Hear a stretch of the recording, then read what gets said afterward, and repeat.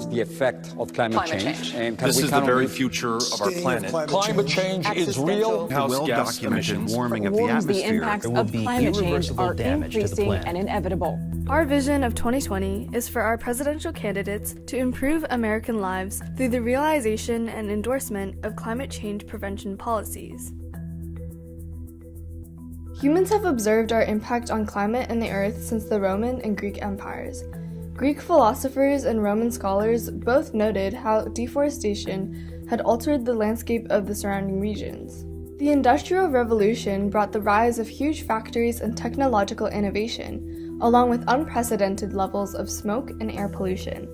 This trend has skyrocketed in the past few decades. According to the Frontiers in Earth Science Journal, lung cancer rates in China have increased by 465% since 1980, and we're starting to see the same trends in the United States.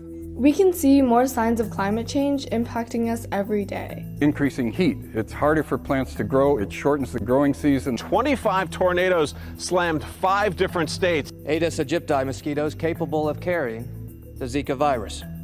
There's a lot of concern about saltwater intrusion. As sea level rises, that water is seeping into what are otherwise freshwater, groundwater aquifers. All of that fresh water will go salty and can't be consumed anymore. That's a problem. And that's a massive problem that we don't have answers to. We can't leave things like this unsolved. With the ability to impact an entire nation and beyond, producing change on this large of a scale needs to start at an international and federal level. It requires coordinated global action and massive coordinated global action, which means this is a governmental issue. If we continue to move forward as we are, conditions will only get worse, and at a much faster pace. Sea levels are rising at an alarming rate of 1/8 of an inch per year, while it is predicted that the entire city of Miami will be underwater within the next 80 years. The consequences we face will only become more detrimental with time, and we will find ourselves, quite literally, having to pay an increasingly larger price. But while this is true, it cannot be denied that any solutions to climate change would take a large slice out of our wallets too. Carbon pricing is one of these solutions.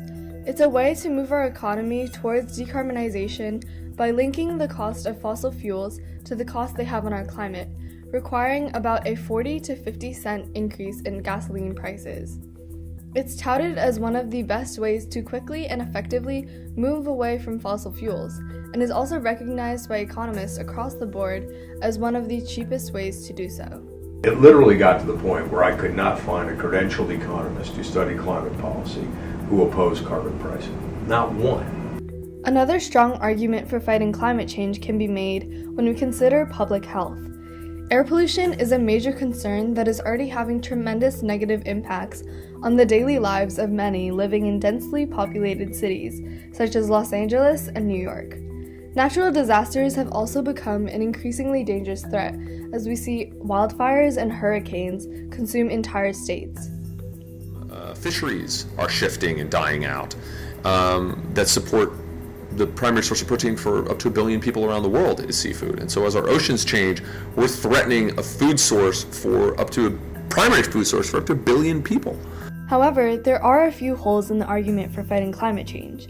Organizations like the American Legislative Exchange Council, the Heartland Institute, the Cato Institute, and the Heritage Foundation all work to disprove unrealistic climate solutions and conspiracies.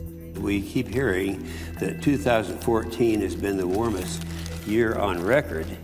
I asked the chair, you know what this is? It's a snowball, and that's just from outside here. So it's very, very cold out. A lot of climate change deniers simply don't believe the evidence because they believe it is misconstrued or pushed as part of a political agenda. Studies have shown that conservatives tend to oppose the scientific consensus on climate change, whereas liberals tend to accept it. This leads a lot of climate change deniers to believe that the whole thing is a hoax that's being used to usher in more socialist ideologies. Many plans to combat climate change do incorporate a lot of government interference and restriction on conservative values. President Donald Trump, a Republican, has tweeted multiple times about how climate change is a Chinese hoax and is pushed to make America less competitive in the global economy. However, the push for climate action is encompassing of many different beliefs. According to Debbie Dooley, a staunch conservative and environmentalist, things like energy freedom, energy choice, competition, national security, and innovation are all pillars of climate action. These are all conservative values that right-leaning representatives in Congress have promoted for a long time, but in recent years have not applied to the issue of climate change. There's no question climate change is a universal issue. We all rely on the oceans, whether we live near them or not. We all rely on weather patterns. We all rely on agriculture for our food. All of these systems change as our climate changes. So we're in triage mode in a way now. With climate change becoming a bigger issue every day, we have to act now. Our hope is that our 2020 candidates recognize this and use their platforms to advocate for change and reverse the effects of the climate crisis.